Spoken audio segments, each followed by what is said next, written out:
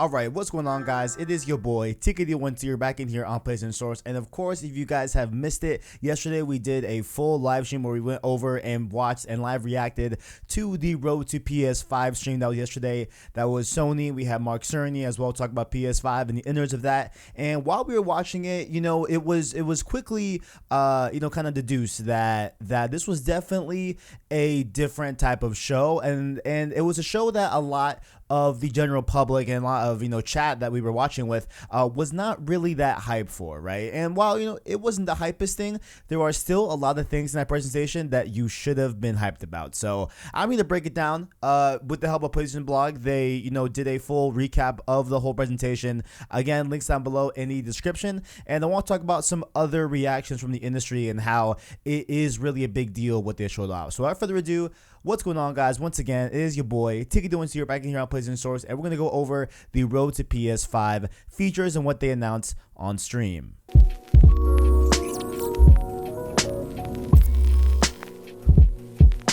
And so we do have a few paragraphs here that I kind of want to just go over and stuff like that.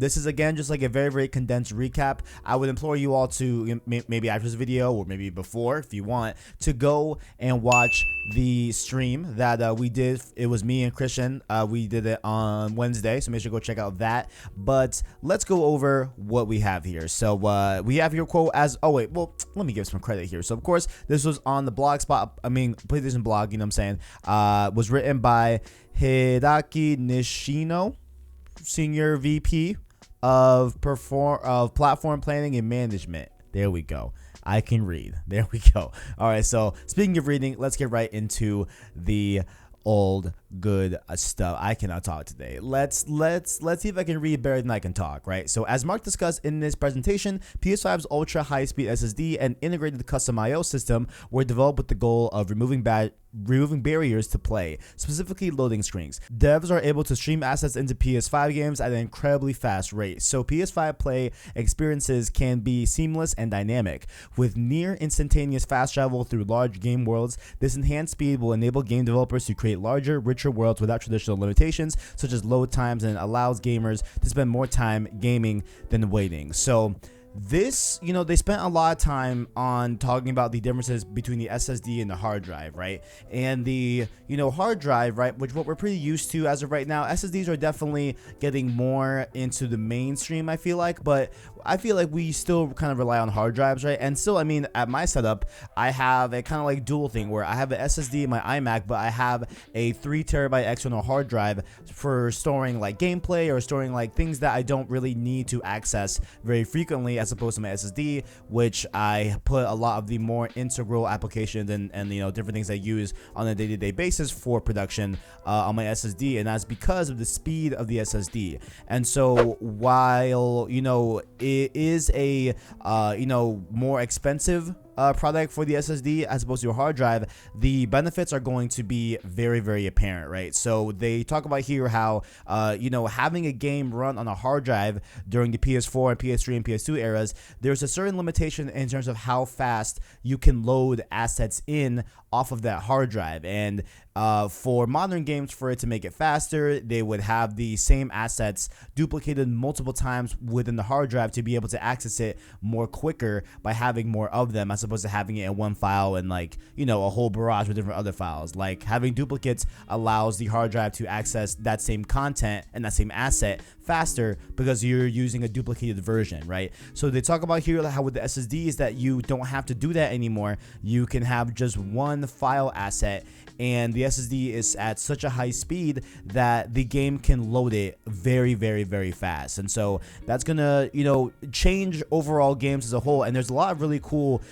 insight from devs reacting to this news, but it really is gonna shape and change the way games are developed overall, right? Like, no longer will we have the iconic like elevator scene, or like the in God of War, for example, when you have to go through those cracks and it's just like rendering just Kratos and the walls. you know, and that really up close thing, that is for loading the next area and stuff like that because it's off a hard drive. So being able to develop on just a SSD and not have to do those things will completely change the way maps are laid out and game worlds are built. I cannot wait for it. They talked a ton about it, but that's kind of like the overall synopsis of the benefits of that. Like it is going to be really, really cool. And then next up here, they do talk about the GPU, where they say, quote, "We also want to introduce new capabilities with PS5's custom GPU. Additional GPU power will allow for higher resolution in games, but a major new feature that benefits the visuals of games even further is ray tracing. Ray tracing simulates the way light moves in real life and how it bounces off various surfaces.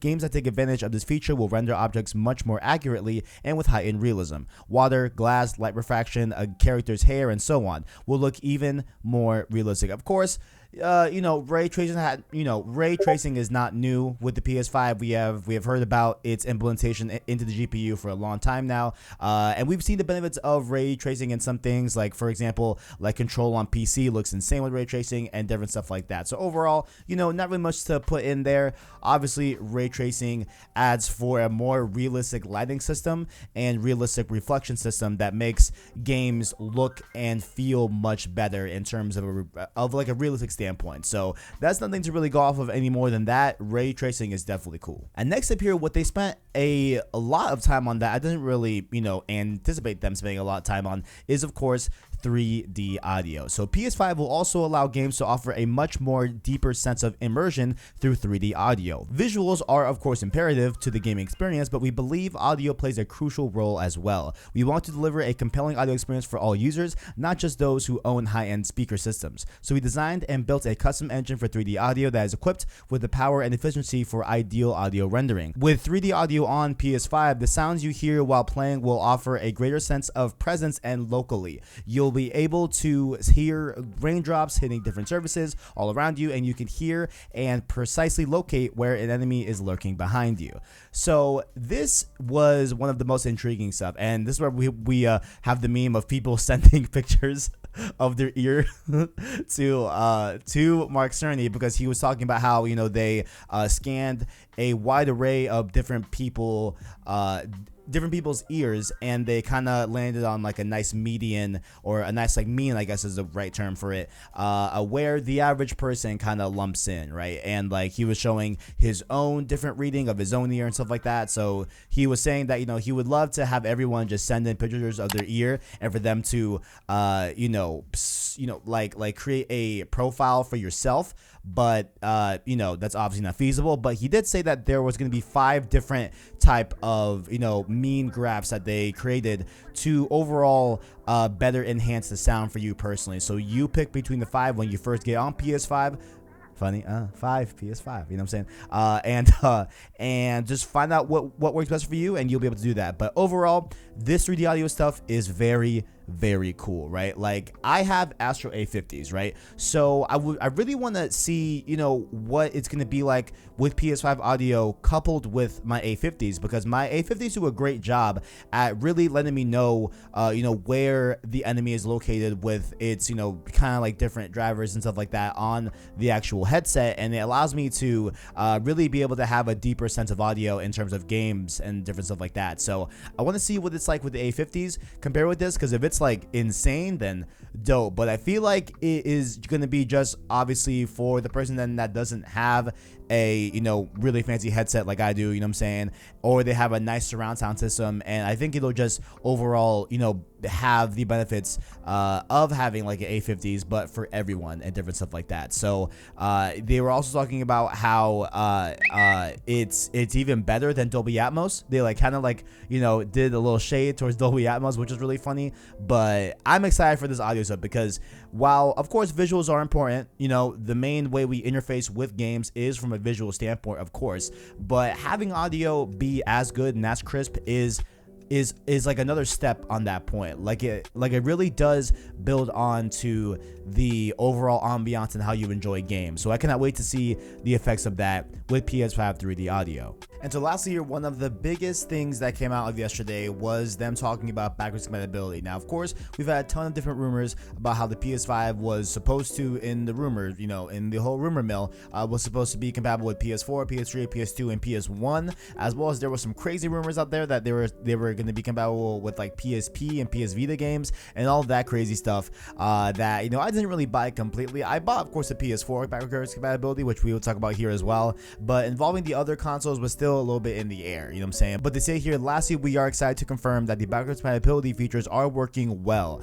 We recently took a look at the top 100 PS4 titles as ranked by playtime, and we're expecting almost all of them to be playable at launch on PS5. With more than 4,000 games published on PS4, we will continue the testing process and expand backwards compatibility coverage over time. So honestly, the way this sounded, it sounded very similar to how when they were rolling out the PSN name changes, and how a lot of different games either supported the new name or rejected it and couldn't work on that game based off of how they coded your PSN ID and stuff like that. It sounds very similar to that, where they are just going to keep working on it and roll it out as it goes on. And so not the greatest of things, honestly. I would have liked to them just come out and obviously been like, all right, all PS4 games are going to work natively day one. Now, of course, technical hurdles may have came up, and obviously with this new hardware, I'm sure there were some transferring things that maybe didn't work out overall and stuff like that. So, and I think the biggest culprit of this